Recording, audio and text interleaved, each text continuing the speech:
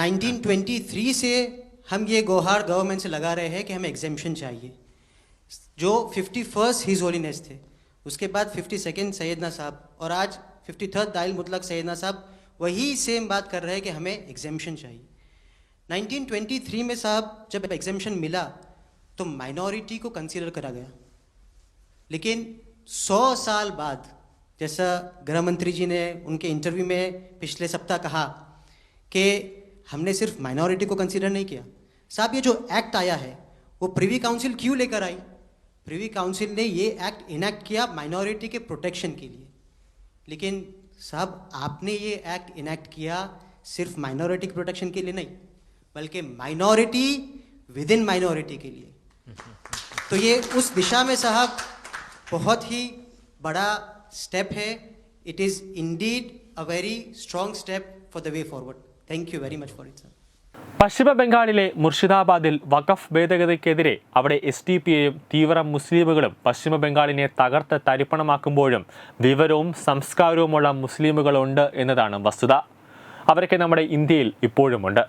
വഖഫ് bill Modi സർക്കാർ കൊണ്ടുവന്നതിനും പ്രശംസിച്ചുകൊണ്ട് മോദിയെ കാണാനായിരുന്നു ഇവർ എത്തിയത്.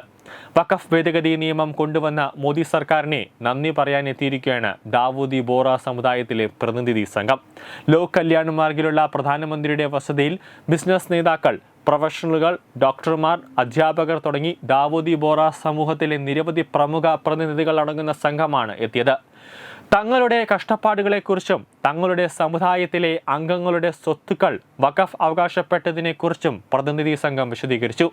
വഖഫ് ഭേദഗതി നിയമം കൊണ്ടുവന്നതിന് പ്രധാനമന്ത്രിയോട് നന്ദി പറഞ്ഞ അവർ ഇത് വളരെ കാലമായി നിലനിൽക്കുന്ന ആവശ്യമായിരുന്നുവെന്നും പറഞ്ഞു.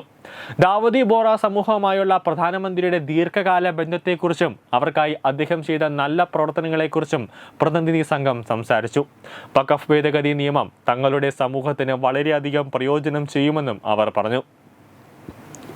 പ്രധാനമന്ത്രി ഈ നിയമം കൊണ്ടുവന്നത് ന്യൂനപക്ഷങ്ങൾക്ക് വേണ്ടി മാത്രമല്ല, ന്യൂനപക്ഷങ്ങൾക്കുള്ളിലെ ന്യൂനപക്ഷങ്ങൾക്കും വേണ്ടിയാണ്.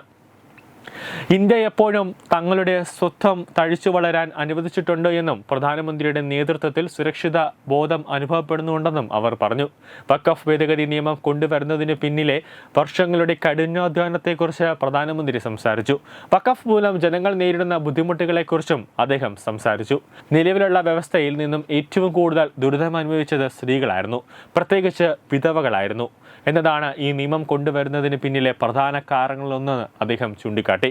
എന്തായാലും മുസ്ലിമുകൾ പശ്ചിമ ബംഗാളിൽ, അതായത് മുസ്ലിമുകളെന്ന് വ്യാജേന പശ്ചിമ ബംഗാളിലെ മുർഷിദാബാദിൽ 2-3 ദിവസങ്ങളായി നടക്കുന്ന കലാപത്തിന് വഖഫ് ബില്ലിനെ ഒരു മുസ്ലിം സംഘടനയും അംഗീകരിക്കില്ല എന്ന് നമ്മുടെ കേരളത്തിലെ മുസ്ലിം ലീഗ് പറയുമ്പോഴും അങ്ങ് ഡൽഹിയിൽ കുറച്ചെങ്കിലും വിവരമുള്ള മുസ്ലിമുകളുണ്ട് എന്നതാണ് യാഥാർത്ഥ്യം.